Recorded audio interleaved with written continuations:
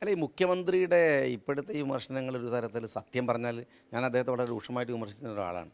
പക്ഷേ ഇപ്പോൾ സങ്കടം തോന്നുകയാണ്. കാരണം പിന്നെ കേരളത്തിലെ ഏകദേശം ഒരു 19 സീറ്റിലെ പരാജയം അദ്ദേഹത്തെ വല്ലാതെ വിഷമിപ്പിക്കുന്നുണ്ട്. അങ്ങനെ പുലിയായി നടന്ന ഒരാളല്ലേ.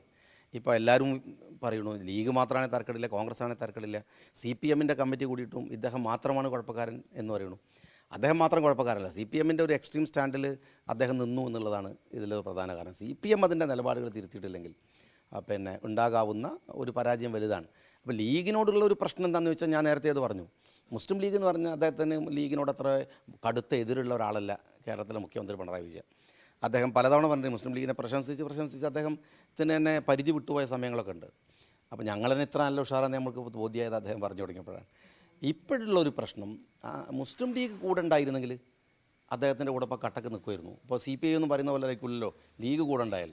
ലീഗ് നല്ല കട്ടക്ക് നിൽക്കുന്ന പാർട്ടിയാണ്. അപ്പോൾ അത് ഇല്ലല്ലോ, അവരുണ്ടായിരുന്നെങ്കിൽ എന്നൊക്കെ ഉള്ളൊരു വിഷമത്തിൽ നിന്നുള്ള ഒരു വർത്തമാനം മാത്രമാണ് അദ്ദേഹത്തിൻ്റെ ഒരു തരം. നേരത്തെ ഞാൻ പറഞ്ഞു, ഒരു കിട്ടാത്ത മുന്തിരി പുളിക്കുക, മോഹഭംഗം എന്നൊക്കെ പറയുന്നതൊക്കെ ചെറിയ വാക്കുകളാണ്. ഇതതിൻ്റെ ഒക്കെ അങ്ങേ അർത്ഥത്തുള്ള സാധനമാണ്. ലീഗിൻ്റെ രാഷ്ട്രീയ മുഖം മാറി എന്നുള്ള വിമർശനങ്ങളുണ്ട്. പ്രത്യേകിച്ചും ഈ തെരഞ്ഞെടുപ്പിൽ ജമാഅത്ത് ഇസ്ലാമി ഉൾപ്പെടെയുള്ളവരെ വോട്ട് തേടിക്കൊണ്ട് മുസ്ലിം ലീഗ് മുന്നോട്ട് വന്നു എന്നുള്ള അതെ. അല്ല, ഈ മാറാൻ മുസ്ലിം ലീഗിന് മുഖമെങ്കിലും ബാക്കിയുണ്ടല്ലോ. മുഖം നഷ്ടപ്പെട്ടു പോയ ഒരു പാർട്ടിയുടെ മുഖ്യമന്ത്രിയാണ് ഇതിനകത്ത് ലീഗിനെ വിമർശിച്ചുകൊണ്ടിരിക്കുന്നത്.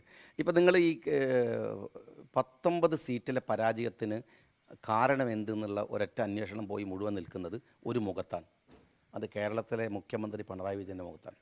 അദ്ദേഹത്തിൻ്റെ മുഖമാണ് മാറേണ്ടതെന്ന് സ്വന്തം പാർട്ടിക്കാർ വരെ പറഞ്ഞു കൊടുക്കുകയാണ്. അപ്പോൾ അത് ലീഗിനെ കൊള്ളത് പറഞ്ഞിട്ടൊന്നും കാര്യമില്ല. ഞങ്ങളുടെ മുഖം അദ്ദേഹത്തിന് ശ്രദ്ധയിൽപ്പെടാനുള്ള കാരണം എന്താ വെച്ചാൽ 5 ലക്ഷം വോട്ടിൻ്റെ ഭൂരിപക്ഷത്തിൻ്റെ തിളങ്ങുകയാണ്. ആ തിളക്ക് അദ്ദേഹത്തെ അസ്വസ്ഥപ്പെടുന്നതുകൊണ്ടാണ് ആ മുഖത്തെക്കുറിച്ച് അദ്ദേഹം പറയുന്നത്.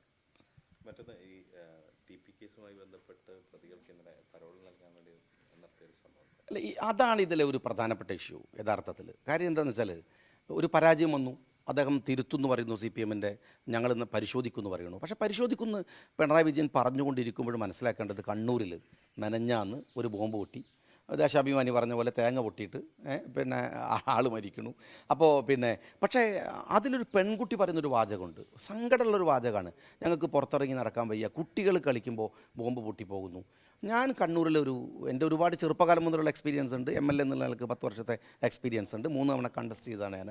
എൻ്റെ ഒരു എക്സ്പീരിയൻസ് പറയാം. കണ്ണൂരിൽ മീഡിയകൾക്ക് പോലും വിസിബിളായിട്ടുള്ള കൊലപാതകങ്ങളും അക്രമങ്ങളും വളരെ കുറച്ചാണ്. ഒരു പക്ഷേ TP ചന്ദ്രശേഖരൻ വധക്കേസ് നമുക്ക് പറയാം, കണ്ണൂരിൽ മാത്രമല്ല, അവർ CPM-ൻ്റെ നമുക്ക് ഇത് പറയാം, ഷുക്കൂർ വധക്കേസൊക്കെ പറയാം.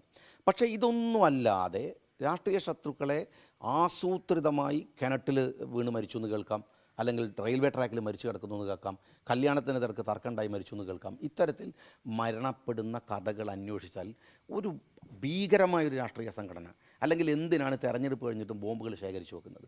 ഇതിൻ്റെ അർത്ഥം എന്താണ്? നമ്മളെ ബാക്കിയുള്ളവരൊക്കെ അടുത്ത തെരഞ്ഞെടുപ്പിലേക്ക് ഇനിയിപ്പം വോട്ട് ചേർക്കുന്ന തിരക്ക് കാരണം വോട്ട് കുറയണ്ട എന്ന് വിചാരിക്കുമ്പോൾ അത്രക്കും ബോംബ് ഉണ്ടാക്കുന്ന തിരക്കിലേക്കാണ് CPM പോകുന്നത്.